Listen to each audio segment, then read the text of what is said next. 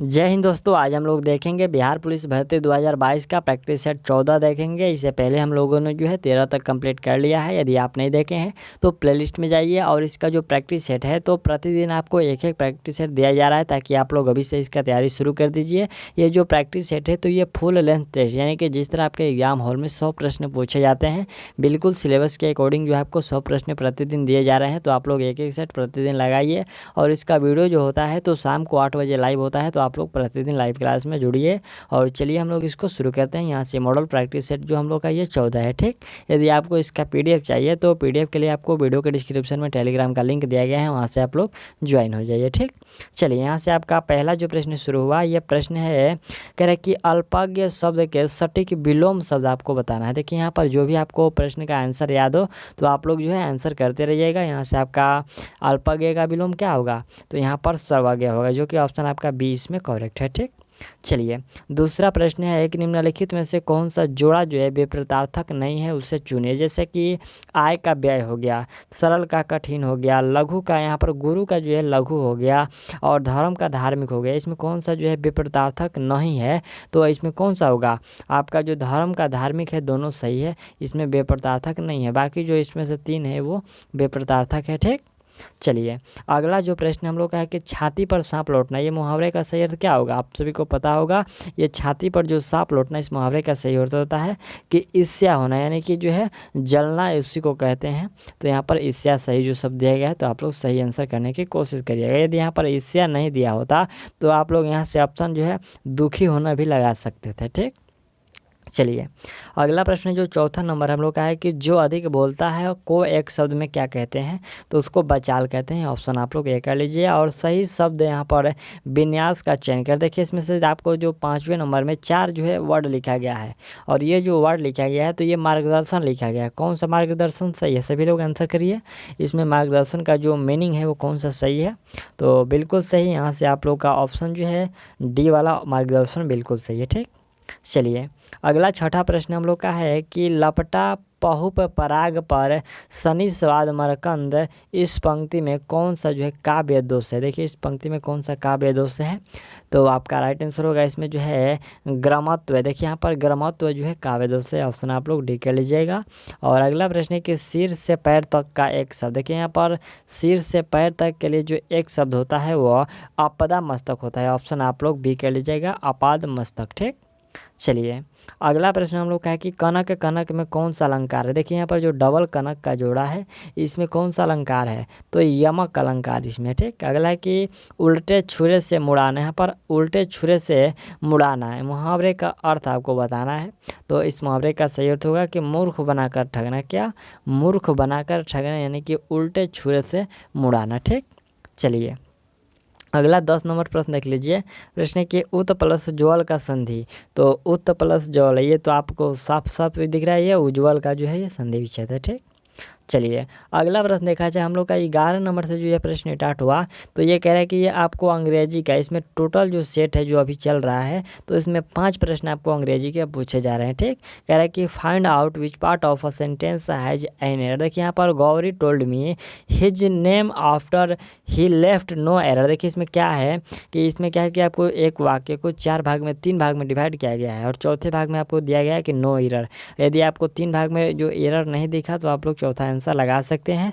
तो इसमें जो है गलती क्या किया गया है, इसमें देखिए यहाँ पर जो गलती हुआ है ये ऑप्शन सी में कि यहाँ पर ही लेफ्ट का प्रयोग किया गया है, ठीक। ही लेफ्ट नहीं बल्कि यहाँ पर हम लोग का हेड लेफ्ट का प्रयोग होना चाहिए। यहाँ पर टोल्ड हुआ है तो हेड लेफ्ट का प्रयोग होगा, ये आपका तब सही होता, अन्यथा अभी ये गलत है। ऑप्शन आपका सी इसमें करेक्ट होगा, ठीक। चलिए और यहाँ से आप लोग क्या है कि इसका जो है सभी जो प्रश्न है इसमें 100 प्रश्न है, तो आप लोग अभी से इसका सेट लगाते रहिएगा, ठीक। और यदि यहाँ पर 100 प्रश्न कंप्लीट हो गया तो आप लोग जो है कमेंट करिएगा कि इस सेट में आपका कितना प्रश्न सही हुआ, ठीक।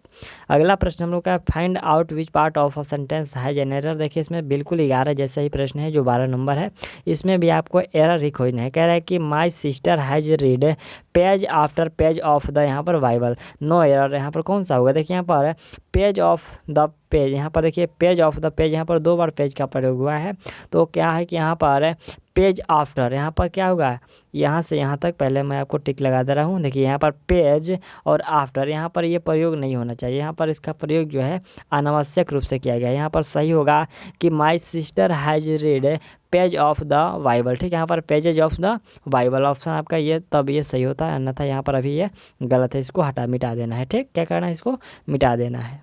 चलिए अगला प्रश्न देखा जाए कि choose the one which express the right meaning of the, यहाँ पर गेडम, देखिए यहाँ पर एमिकल है, देखिए यहाँ पर एमिकेबल है, ठीक है। यहाँ पर एमिकेबल है तो इसका क्या है कि आपको सेम पर्यायवाची मीनिंग देना है। एमिकेबल का मतलब होता है मित्रतापूर्ण, तो मित्रतापूर्ण हम लोग इसका सही कर सकते हैं फ्रेंडली। फ्रेंडली मतलब क्या होता है आप सभी को पता होगा, फ्रेंडली का मतलब होता है मित्रता, मित्र यहाँ पर मित्र होता है, स्नेहशील होता है। आप लोग मित्र को जिस रूप में कहिए यह फ्रेंडली का मीनिंग है, ठीक। चलिए अगला प्रश्न है कि choose the one which opposite the right meaning of the given word, जैसे कि यहाँ पर इंटीग्रेशन है, देखिए यहाँ पर इंटीग्रेशन का अपोजिट, इंटीग्रेशन का मतलब होता है एकीकरण, समाकलन होता है, ठीक। तो इसका हम लोग सेम मीनिंग कर सकते हैं, फ्रेगमेंटेशन कर सकते हैं। क्या, फ्रेगमेंटेशन का मतलब होता है विखंडन या फिर खंडीकरण, जो कि ऑप्शन यहाँ पर डी हुआ, ये सही है। क्या है कि यहाँ पर यहाँ पर इंटीग्रेशन का जो है आपको विलोम बताना है, ठीक। तो ऑप्शन आपका डी इसमें बिल्कुल सही है। और अगला प्रश्न देख लीजिए, यहाँ पर फाइंड द, यहाँ पर राइटली स्पेल्ड, तो देखिए यहाँ पर आपको सही मीनिंग देना है। जैसे कि यहाँ पर रेमाइनिसेंस दिया गया है, तो इसका हिंदी क्या होगा, देखिए यहाँ पर जो ऑप्शन आपका ए वाला रेमाइनिसेंस है ये बिल्कुल सही है। इसका मतलब होता है स्मरण या फिर स्मृति, ठीक। यहाँ पर रेमाइनिसेंस मतलब स्मरण या फिर स्मृति, ठीक। चलिए नेक्स्ट प्रश्न यहाँ से आपका सामाजिक विज्ञान से प्रश्न शुरू हुआ। 16 नंबर जो प्रश्न है कि हमारी आकाश गंगा की आकृति कैसी है, तो यह आकृति जो है आपको सर्पिलाकार है, ऑप्शन आप लोग बी कर लीजिएगा। अगला प्रश्न देख लीजिए, यहाँ से 17 नंबर जो आपका प्रश्न है यह आपको सूची 1 से लेकर सूची 2 को मिलाना है।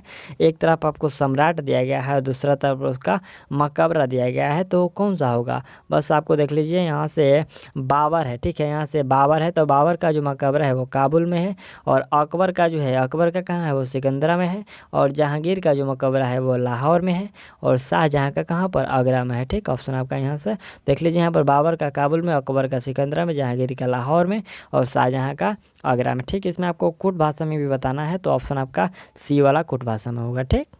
चलिए नेक्स्ट प्रश्न जो हम लोग का है कि किसके यहाँ पर गणतंत्र में बुद्ध ने महापरिनिर्वाण प्राप्त किया था, तो ये जो महापरिनिर्वाण किए थे वो आपको मल के जो है गणतंत्र में, ठीक।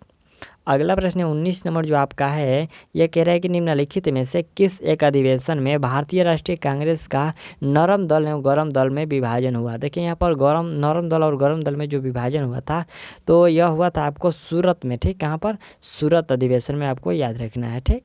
चलिए अगला प्रश्न हम लोग का 20 नंबर जो है, यहाँ से यह प्रश्न कह रहा है कि भारतीय पर्यावरण अनुसंधान संस्थान कहाँ अवस्थित है, तो यह पर्यावरण जो अनुसंधान अवस्थित है यह आपको याद रखना है, ये नागपुर में है, ऑप्शन आपका सी जो है बिल्कुल करेक्ट है, ठीक।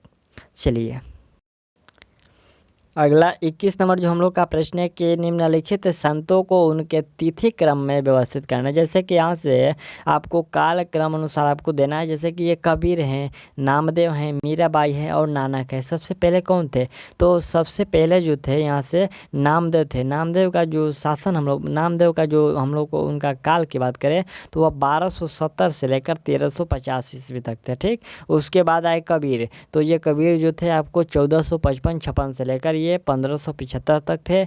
उसके बाद आए गुरु नानक, जो कि ये उनका जो जन्म है 1469 में हुआ था, और 1469 से लेकर 1538 तक। और चौथे नंबर पर जो स्थान होता है वो मीराबाई का होता है, जो कि 1498 से लेकर के ये 1547 तक थी, ठीक। तो इसमें कुट भाषा में आपको देना है, कुट भाषा में कौन सा दीजिएगा, ऑप्शन आप लोग बी कर लीजिएगा, ठीक। और आप लोग कालक्रम जो है इसको थोड़ा सा नोट कर लीजिएगा, जो भी हम आपको थोड़ा सा ऐच्छिक में आपको ज़्यादा बता रहे हैं आप लोग, तो उसको नोट कर लीजिएगा। और अगला प्रश्न देख लीजिए कि यहाँ पर धानियों की खेती प्रथम किस काल में प्रारंभ हुई। देखिए यहाँ पर धानियों मतलब कि धान की जो खेती है ये सबसे पहले किस जो आपको काल में, तो नवपतशाल काल में जो है इसका प्रारंभ किया गया था, ठीक। चलिए अगला प्रश्न हम लोग का है कि निम्नलिखित राज्यों में से किसमें श्रीहरिकोटा स्थित है, तो श्रीहरिकोटा जो है ये आंध्र प्रदेश में है।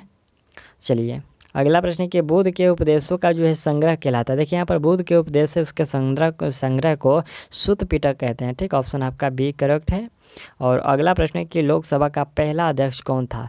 तो पहला अध्यक्ष जो था वो जीबी मलवंकर थे। ठीक, चलिए अगला प्रश्न है कि कोई नई अखिल भारतीय सेवा किस प्रकार शुरू की जाती है? तो यह शुरू जो की जाती है आपको संविधान की धारा 312 के अंतर्गत संकल्प पारित करके ही उसको शुरू किया जाता है। ठीक, अगला प्रश्न देख लीजिए कि NIEO का पूरा स्वरूप क्या होगा? देखिए यहाँ पर NIEO का जो है पूर्ण रूप क्या होगा?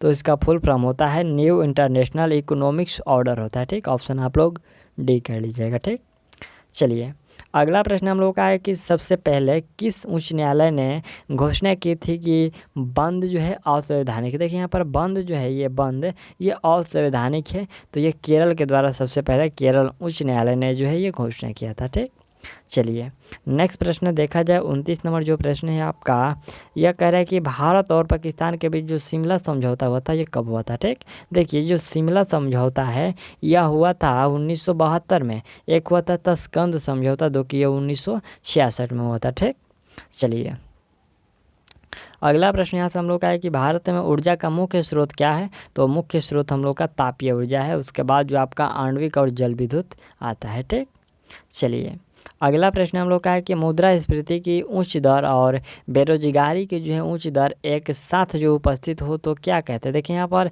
बेरोजगारी की और जो मुद्रास्फीति की जो दोनों दर है एक साथ जो होती है उपस्थित होती है तो इसको कहते हैं स्टैगफ्लेशन कहते हैं। क्या कहते हैं इसको? स्टैगफ्लेशन। ऑप्शन आप लोग बी कर लीजिएगा। ठीक, चलिए अगला जो प्रश्न है हम लोग का 32 नंबर है कि दुर्लभ मुद्रा किसे कहते हैं? तो दुर्लभ मुद्रा उसे कहते हैं ऐसी मुद्रा जो आसानी से सुलभ ना हो, यानी कि आसानी से सुलभ ना हो उसको दुर्लभ मुद्रा कहते हैं। अगला प्रश्न हम लोग का है कि निम्नलिखित में से कौन सी एजेंसी भारत में राष्ट्रीय आय के आकलन के लिए उत्तरदायी है? राष्ट्रीय आय के आकलन के लिए जो हम लोग का उत्तरदायी है तो वह आपको CSO, आप क्या रखना CSO। चलिए अगला जो 34 नंबर प्रश्न है कि भारत में अधिकांश वन संपदा का मालिक कौन होता है? यहाँ पर कौन है? तो ये कौन है आपका राज्य होता है। ठीक, राज्य सरकार जो होता है ये वन संपदा का मालिक होता है।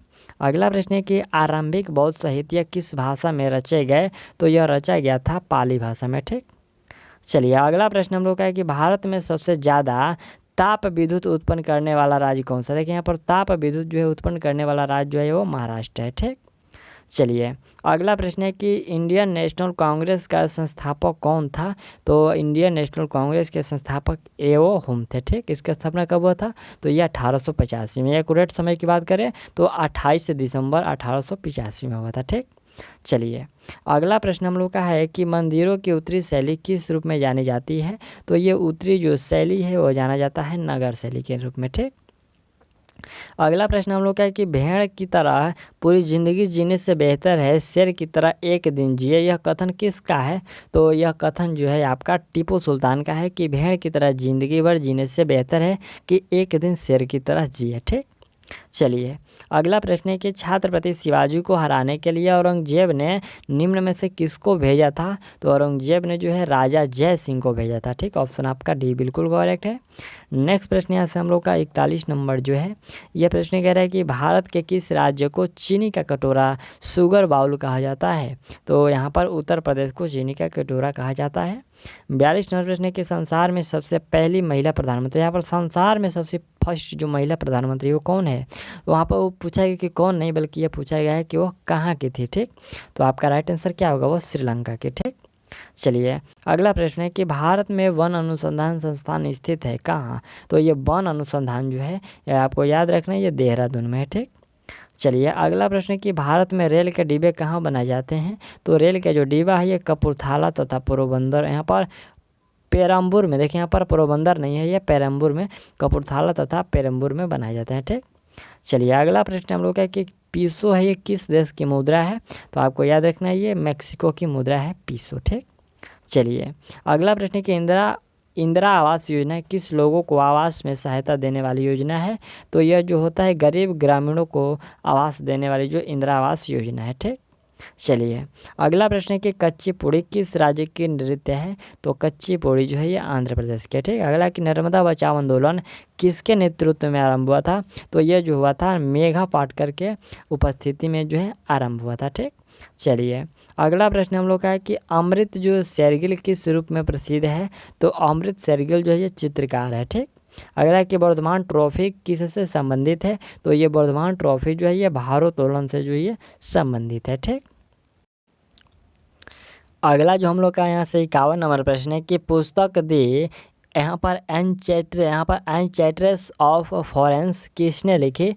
तो यह पुस्तक लिखा गया था सलमान रुश्दी के द्वारा। ठीक, चलिए अगला प्रश्न हम लोग का है कि अपनी पदावधि समाप्त होने के पूर्व उपराष्ट्रपति को उसके पद से हटाने का अधिकार किसे है? तो ये अधिकार जो है सांसद को है। ठीक, चलिए अगला जो प्रश्न है कि शास्त्रीय नृत्य यहाँ पर किस प्रदेश की उपज है? तो शास्त्रीय नृत्य जो है ये आपको किस प्रदेश की जो है उपज है पूछा गया है। तो आपका ये उड़ीसा का हो जाएगा। ठीक है, यहाँ से ऑप्शन आप लोग ए कर लीजिएगा, ये उड़ीसा की है। ठीक, चलिए अगला प्रश्न है कि मोनालिसा का जो है सुप्रसिद्ध चित्र किसने बनाया था? तो यह बनाया गया था लियोनार्डो दा विंची के द्वारा। ठीक, चलिए नेक्स्ट प्रश्न यहाँ से हम लोग का है कि वह प्रथम महिला कौन है जिसने 7 प्रमुख सागर तैर कर पार किया? देखिए यहाँ पर 7 प्रमुख जो सागर तैर कर पार किए थे वह बुल्ला चौधरी के द्वारा किया गया था। अगला प्रश्न है कि मध्य प्रदेश का शिवपुरी राष्ट्रीय जो पार्क है ये किस लिए महत्वपूर्ण है? तो ये आपको बाघ और हाथी के लिए प्रमुख है यानी कि प्रसिद्ध है। अगला हम लोग का है कि वन महोत्सव किससे संबंधित है? तो देखिए जो वन महोत्सव होता है यह संबंधित है पेड़ लगाना से। ठीक, चलिए अगला है कि भारतीय रिजर्व बैंक के लिए लेखा वर्ष की अवधि क्या होती है? तो लेखा वर्ष का जो अवधि होता है ये आपको अप्रैल से मार्च तक होता है। ठीक, आपको याद रखना है, पहले आपको अप्रैल होगा उसके बाद मार्च, ये जो है अप्रैल से शुरू होता है और मार्च में ख़त्म होता है। ठीक, चलिए अगला प्रश्न है कि कृषि उत्पादों की कोटि किस प्रकार निर्धारित की जाती है? तो ये कोटि जो होता है ये आपको 1 मार्क, कृषि उत्पाद में आपका 1 मार्क होता है। ठीक, चलिए अगला जो प्रश्न हम लोग का 60 नंबर है कि भारत का मुख्य निर्वाचन आयुक्त अपना पद धारण करते हैं। तो ये अपना जो पद धारण करते हैं ये 6 वर्ष के लिए या फिर 65 वर्ष की आयु, इसमें से कोई भी पहले हो उस समय तक अपना जो है पद धारण करते हैं। ठीक, चलिए अगला जो 61 नंबर से हम लोग का ये प्रश्न शुरू हुआ, तो ये समान विज्ञान यानी कि साइंस से प्रश्न शुरू हुआ। ठीक, अगला कि निम्नलिखित वृक्षों में कौन सा एक जो है मरुद्भिद है? देखिए यहाँ पर मरुद्भिद की बात करें तो कैजुए राइना जो है आपको ये मरुद्भिद पौधा यानी कि वृक्ष है। ठीक, अगला प्रश्न देख लीजिए कि निम्नलिखित में से कौन सी गैस ग्रीन हाउस प्रभाव के लिए उत्तरदायी है? तो यहाँ से कार्बन डाइऑक्साइड उत्तरदायी है। ठीक, अगला कि निम्न में से किस एक के कारण दूध दही में परिवर्तित होता है? तो दूध जो होता है ये दही में परिवर्तित होता है, यह आपको यहाँ से देख लीजिए, यह परिवर्तित होता है जीवाणु के द्वारा। ठीक, अगला प्रश्न है कि थायरॉक्सिन क्या है? तो ये थायरॉक्सिन जो है एक हार्मोन है। ठीक, चलिए अगला प्रश्न है कि मरकरी सल्फाइड क्या है? तो ये मरकरी सल्फाइड जो है आपको वर्मिलियम है। ठीक, क्या है? वर्मिलियम।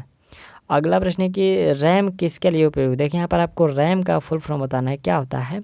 तो रैंडम एक्सेस मेमोरी होता है। कौन सा? Random access memory, option D वाला जो है बिल्कुल करेक्ट होगा।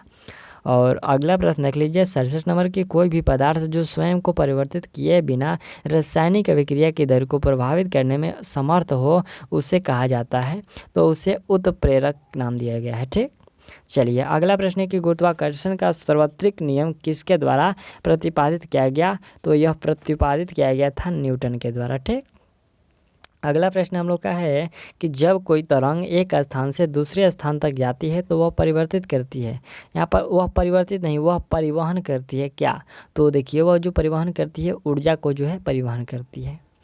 अगला प्रश्न है कि विभवांतर मापने के लिए प्रयुक्त युक्ति को जाना जाता है। यहाँ पर प्रयुक्त युक्ति को जाना जाता है तो ये विभव मापी के नाम से जाना जाता है। ठीक, चलिए अगला प्रश्न हम लोग का है कि 14 वर्ष की आयु तक के बच्चों के विकास के लिए निम्नलिखित में से सबसे महत्वपूर्ण क्या है? तो सबसे महत्वपूर्ण होता है प्रोटीन देना। ठीक, सूर्य में नाभिकीय ईंधन है, सूर्य में नाभिकीय ईंधन कौन सा है? तो यहाँ पर हाइड्रोजन है। ठीक, चलिए अगला प्रश्न हम लोग का 73 नंबर है कि किसकी उपस्थिति के कारण कुछ तेल संपन्न बीजों को लंबी अवधि तक उसके तेल में किसी परिवर्तन के बिना जमा किया जा सकता है? तो ये जो जमा किया जा सकता है असंतृप्त वसा अम्ल के द्वारा। ठीक, चलिए अगला प्रश्न हम लोग का है कि कुंडलियों में फेरों की संख्या बढ़ाए जाने पर चुंबकीय क्षेत्र की प्रबलता जो होगा वह क्या होगा, तो उसकी प्रबलता जो है बढ़ जाता है। ठीक, चलिए अगला प्रश्न हम लोग का 75 नंबर है कि चेचक के टीके की खोज किसने की, तो इसका खोज जो है एडवर्ड जेनर के द्वारा किया गया। और अगला प्रश्न है कि धान को प्रभावित करने वाला खैरा जो रोग है निम्नलिखित में से किसकी कमी के कारण होता है, तो यह आपको याद होगा, ये जिंक की कमी के कारण से धान में खैरा रोग होता है। ठीक, अगला प्रश्न हम लोग का है कि बल्ब फूटने पर तेज आवाज़ होती है क्यों, तो बल्ब फूटने पर तेज आवाज़ होता है क्योंकि उसमें क्या होता है कि शून्य होता है। ठीक, चलिए अगला प्रश्न है कि निम्नलिखित में से हरगोविंद खुराना को किस आविष्कार के लिए सम्मानित किया गया, तो उनको जो है सम्मानित किया गया था जीन संश्लेषण के लिए। ठीक, चलिए अगला प्रश्न हम लोग का है कि विकास की प्रक्रिया में मनुष्य का सबसे निकटतम प्राणी निम्नलिखित में से कौन सा है, तो निकटतम प्राणी उनके द्वारा बंदर है। ठीक है, ऑप्शन आपका डी बिल्कुल करेक्ट है। और अगला प्रश्न हम लोग का है कि IR20 किस चीज़ की अधिक पैदावार देने वाली किस्म है, तो ये चावल का अधिक किस्म का अधिक जो है पैदावार देने वाली किस्म है। ठीक, अगला प्रश्न हम लोग का है कि वह पुष्पकलिका जिसे मसाले के रूप में इस्तेमाल किया जाता है किससे प्राप्त होती है, तो ये जो प्राप्त होती है लौंग से। ठीक, चलिए अगला प्रश्न है कि कौन सा ऐसा फल है जिसमें असली फल भी है और दिखावटी फल भी मौजूद है, कौन सा होगा, तो यह होता है आपका केला, इसमें असली फल भी है और दिखावटी फल भी होता है। ठीक, चलिए अगला प्रश्न है कि मानव शरीर में कौन सी ग्रंथि ऐसी है जिसकी संबंध शरीर की उत्तेजना से है, तो यहाँ से आपका अधिबिक हो जाएगा। ठीक, अगला प्रश्न है कि एक सामान्य मानव शरीर कोशिका में गुणसूत्रों की संख्या होती है, तो ये 46 होता है। ठीक, अगला प्रश्न है कि एक तालाब के किनारे एक मछुआरा मछली को भाले से मारने की कोशिश कर रहा है, तदनुसार उसे निशाना कैसा लगाना चाहिए। ठीक है, आपको बताना है कि एक तालाब के किनारे जो मछुआरा है वो मछली भाले से मार रहा है, तो उसका जो निशाना है भाला का वो कहाँ लगाएगा, मछली पर या मछली के आगे या फिर मछली के पीछे। ठीक, आपको बताना है। ठीक, आप लोग ऑप्शन देख लीजिए, यहाँ से आपका ऑप्शन है कि जहाँ मछली दिखाई दे उसके ऊपर, मछली के यहाँ पर सीधे मछली पर, जहाँ मछली दिखाई दे उसके नीचे, और पानी के ऊपरी सतह पर कौन सा होगा, तो इसमें राइट आंसर होगा पानी की ऊपरी सतह पर। ठीक, निशाना उसको पानी की ऊपरी सतह पर लगाना होगा। ठीक, चलिए अगला प्रश्न है कि स्वचालित वाहनों में द्रव चलित यहाँ पर द्रव चलित ब्रेकों का इस्तेमाल वस्तुतः किस नियम की जो है सीधा अनुप्रयोग है, तो यह जो प्रयोग होता है आपको पास्कल के नियम का। ठीक, अगला प्रश्न हम लोग का है कि किसी कालीन की सफाई के लिए यदि उसे छड़ी से पीटा जाए तो उसमें कौन सा नियम लागू होता है, तो उसमें क्या है कि गति का पहला जो नियम है वो लागू होता है। ठीक, चलिए अगला प्रश्न है कि शीत ऋतु के दिन में हम मौसम किस प्रकार का होना पर ज़्यादा ठंडा महसूस करते हैं, तो ये जो जब मौसम साफ़ होता है तब हम लोग क्या है कि ज़्यादा ठंडा महसूस करते हैं। ठीक, चलिए अगला प्रश्न है कि किसी सिल्क मौथ कोनून में सिल्क के धागे की लंबाई किस वर्ग की होगी, तो वह जो लंबाई होगा वह 400 से 600 मीटर का होगा। ठीक, चलिए अगला प्रश्न है कि जल में कठोरता किसकी उपस्थिति के कारण आ जाती है, तो यह होता है आपको कैल्शियम तथा मैग्नीशियम के क्लोराइड तथा सल्फेट की उपस्थिति के कारण जल में कठोरता आ जाता है। ठीक, चलिए अगला प्रश्न यहाँ से हम लोग का जो मैथ का शुरू हुआ, तो मैथ आप लोग सॉल्व करिएगा और यहाँ से 91 नंबर है, तो इसका राइट आंसर जो होगा वो आपको 1440 होगा। ठीक, यदि आपको कोई भी प्रश्न में दिक्कत हो तो आप लोग इसी वीडियो के अंत में इसका सोल्यूशन देखने को मिल जाएगा, तो आप लोग सोल्यूशन देख लीजिएगा। ठीक, चलिए यहाँ से 92 नंबर का जो राइट आंसर होगा वो आपका 465 होगा। और 93 नंबर देख लीजिए, पहले आप लोग प्रश्न देख लीजिए और आपका जो है यहाँ से आंसर यहाँ से ऑप्शन है, तो 93 का राइट आंसर क्या होगा आपका 2.7/9 होगा। ठीक, चलिए अगला प्रश्न यहाँ से हम लोग का 94 नंबर है, तो 94 का राइट आंसर बी होगा। आपको जो प्रश्न है ये स्पष्ट रूप से दिख रहे हैं, तो या फिर आप लोग इसका स्क्रीनशॉट भी ले सकते हैं। ठीक, चलिए अगला 95 नंबर है, तो 95 का राइट आंसर आप लोग 13/36 कर लीजिए। और अगला जो आपका 96 है, तो 96 का आपको 2 होगा। ठीक, चलिए अगला जो 97 नंबर है, तो 97 का राइट आंसर कौन सा होगा, यहाँ से आप लोग 44 कर लीजिए। और यहाँ से 98 नंबर है, तो 98 का राइट आंसर आप लोग 32 सेंटीमीटर कर लीजिए। अगला जो आपका 99 है, तो 99 का राइट आंसर आप लोग 3 सेंटीमीटर। और अगला यह अंतिम प्रश्न जो कि 100 नंबर है, तो इसका राइट आंसर 12.3 6 होगा यहाँ पर प्रतिशत में, ठीक। तो ऑप्शन आप लोग सी कर लीजिए और चलिए आप लोग इसका जो है सॉल्यूशन देख लीजिए, ठीक। यहाँ से हम लोग का ये सॉल्यूशन ये रहा आप लोग का। यहाँ से देखिए 91 नंबर से आप लोग का जो सॉल्यूशन शुरू हुआ, तो 91 से लेकर 100 जो प्रश्न था मैथ का था, देख लीजिए आपका 92 नंबर, फिर 93 नंबर। आप लोग क्या है कि वीडियो रुका लीजिए या फिर इसका स्क्रीनशॉट ले लीजिएगा, ठीक। चलिए 95, 96, 96 के बाद हम लोग का यहाँ से 97, 98, 99 और यहाँ से 100 नंबर, ठीक। यहाँ से हम लोगों ने जो है 100 प्रश्नों को कंप्लीट कर लिया। और ये जो हम लोग का प्रैक्टिस सेट था तो ये 14 था, और जो सेट 15 है आपको कल रात को 8 बजे प्रोवाइड किया जाएगा। और यदि आप लोग इसका सेट लगाए हैं तो आप लोग कमेंट कर दीजिए कि इसमें आप लोग कितना सही कर पाए हैं। तो चलिए मिलते हैं अगली वीडियो में, और तब तक के लिए थैंक्स, ऑल दी बेस्ट।